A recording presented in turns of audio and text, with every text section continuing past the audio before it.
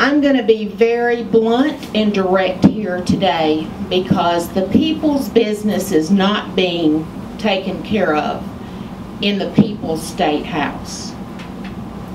I'm going to be partisan. The Republican leadership in both the House and the Senate are failing to do some of the key things that they were elected to do. The games that are being played in both the House and the Senate are games that we did not vote for in March primaries when that decided the race last year, or in November. Texans don't need, don't want, and don't deserve the kinds of political games that are being played in the People's House. I want to be very clear about that. The failure to address the issue of illegal immigration in our state, the failure rests solely and completely on the shoulders of Republican leadership in the House and the Senate, period. Now, why is this an important issue? Sanctuary cities was an emergency item that Governor Perry announced at the very beginning of the regular session. Legislature couldn't get the job done. Special session. Governor Perry put it back on a special session. And they're not going to get the job done. And it's on purpose. Sanctuary City bill was a limited first step to address an issue that is about the safety and the security and the financial well-being of American citizens and legal immigrants. Let me say that again. Sanctuary City bill is a limited first step, a reasonable expectation that citizens and legal immigrants would have all of the protections that the state of Texas takes an oath to do. And that is to uphold the U.S. Constitution and the rule of law. That is a reasonable expectation. When you read that bill, and then you look at the political games that are being played, you have to ask yourself, what is it about our Republican leadership that they cannot find it within themselves to stand up for the rule of law? What is it about that that is so scary to them? Because this simply sets free law enforcement to enforce law. That word really means something. It is the reverse of illegal. Now, I want to be really clear here again.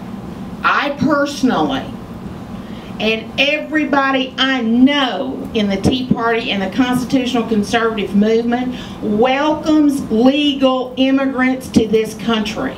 We want them here. But for the safety, the security, and for the financial well-being of our citizens and legal residents, we've asked the elected officials to stand up for the rule of law. And they can't quite find it in themselves to do it. They have failed citizens in Texas and legal immigrants.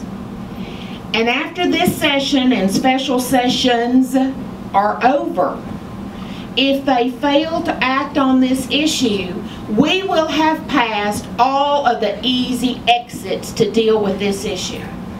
And it is directly tied to the state budget. So while I'm talking about the state budget, let me say this about the rainy day fund. This is smoke and mirrors that is going on. That fund is already spent. So teachers And everybody that's upset about not spending the rainy day fund, it is spent. Because this budget, if the fiscal matters, whether those bills pass or not or whatever, it just changes the magnitude of the problem. The problem is that our legislature has a planned budget shortfall for 2013. And it is over the issue of social services, Medicaid in particular. There are learned people who put together economic models, and those people in the state, and I'm going to refer to Texas Public Policy Foundation, their policy papers are on their website. Their policy papers are put together by people who study the issue. They are policy experts in healthcare. And in 2014 alone, it is projected that the state of Texas will have $14 billion in new Medicaid cost in 2014. And passing a budget where you use accounting gimmicks and deferrals that pushes that forward and doesn't deal with the issue just puts off the pain.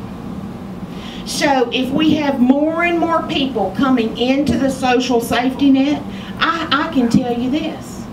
The people of Texas cannot afford to be a social safety net for everybody who wants to come here illegally. We can find a way to take care of and afford what we need to do for the most indigent among us, for American citizens, and for legal immigrants. We can do that. For American citizens and legal immigrants. And we can do some of that by cutting some of the things the state government shouldn't be doing. Now, all session we've talked about overlapping, duplicated agencies, departments, and programs in the state of Texas. And if you want an example, natural resources. I like to talk about that because most people get what natural resources are. There are over 20 departments, agencies, and programs that oversee and manage natural resources. Now, you may think I'm getting in the weeds on this, but I'm going to wrap it all up so that you can figure out where I'm going. And this is about, do we need all these little individual kingdoms in the state of Texas to manage natural resources?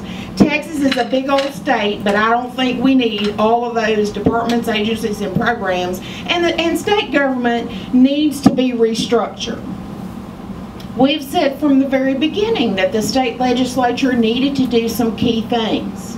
They needed to implement a hiring freeze on those vacant positions in state government that did not include law enforcement. We exempted law enforcement, the courts, and the correctional system.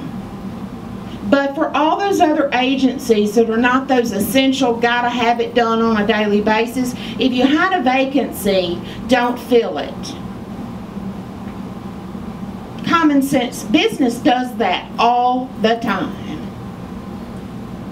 We can't get that done here. And why couldn't we get it done? If you go back and look at the archives the day that those types of amendments were debated in the Senate, it was Republicans who talked those common sense cuts down. We couldn't get cuts in pay for state employees. And remember, we're not talking about teachers here because teachers are not state employees. We're talking about people who work for the different agencies that make $60,000 and above. Couldn't get it done. At $100,000 and above, couldn't get it done. At $200,000 and above, couldn't get it done. Common sense things that says, state government, we expect you to make some of the painful cuts that people in the private sector have to do every time we have an economic downturn. Small businesses across this state have cut their own pay, have taken no pay, have cut the pay of their employees, have laid off people, and state government can't do it for those levels of pay. We said do not cut the pay of the lower level state employees. Why? Because you will simply send them to social services and you haven't done anything. So these were common sense ways to continue to cut spending. Eliminate the duplicated effort, hiring freeze, and cutting pay. Couldn't get it done. And why couldn't we? Because of Republicans. So I want to make it really clear for the cheerleading squad, and I really say, I mean that, every word of it. And I'm ready to take the hit because I have worked in the trenches in conservative Republican circles for almost 20 years in this state. And the cheerleading squad that is putting out the emails saying, oh, what a wonderful success the legislative session has been. Have there been some successes? Yes. Are there some elected officials in the House and Senate that want to do the job for the people of Texas? Yes.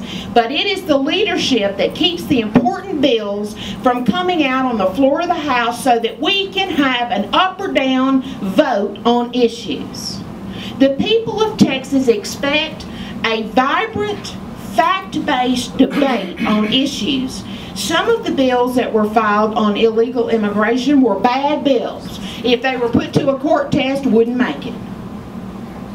But we at least deserve to have some of those bills to take care, again, of the financial and security interest of citizens and legal immigrants, and we couldn't have that debate because we have people in leadership, Republican leadership, who won't get the job done for the people of Texas. And again, we didn't vote for that. Texans don't need that, don't deserve it, and certainly don't want that lack of leadership.